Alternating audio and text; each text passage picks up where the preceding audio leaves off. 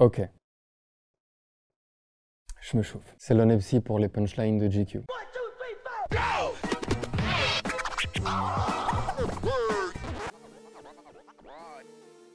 On te dira d'être premier, jamais d'être heureux.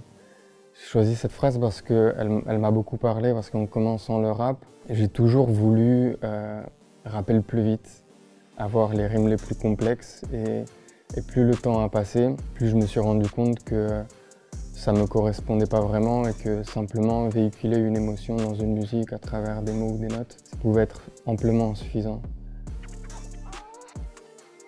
On a fait un morceau ensemble qui s'appelle Inexprimable et dans ce morceau il dit « Trop de cœur pour faire des sentiments, la plume est mon épée, la vérité le châtiment ».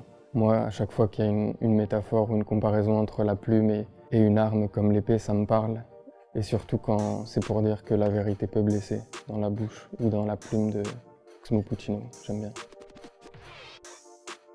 En perdant l'aptitude à me coucher tôt, j'ai fait une lourde bourde, car tu sais que la nuit, ça nuit quand tu vis au jour le jour. J'aurais aimé écrire cette phrase, parce qu'elle est incroyable tout simplement, et je pense qu'elle suffit à elle-même. C'était un vieux morceau que j'écoutais il y a quelques années, 64 mesures de spleen. Je sonne l'alarme avant qu'elle ne coule sur ta joue. Il joue avec les sonorités, avec la phonétique des mots.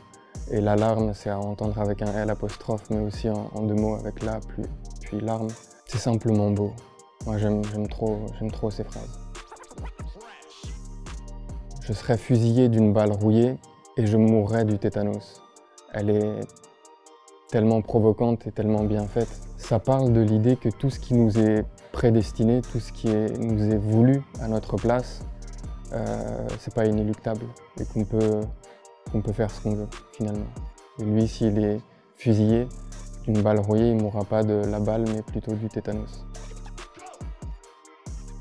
J'ai pas la phrase en anglais, de toute façon vous auriez pas compris avec mon accent, mais en gros il dit « Je te souhaite d'apprendre à aimer les gens et à te servir des choses » et pas l'inverse. Et moi qui suis très peu matérialiste, c'est une phrase qui me plaît beaucoup. Les séries, j'en regarde très peu et parmi le peu de séries que je regarde, il y a des mangas, notamment Naruto que j'ai regardé à la fin de mon adolescence. Il y a une phrase qui m'avait marqué « Si c'est ça être sage, je préfère rester idiot toute ma vie ».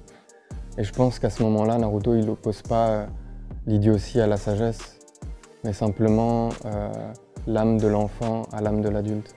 Et en disant ça, Naruto, je pense qu'il veut simplement ne pas céder à la pauvreté de l'âme d'un adulte.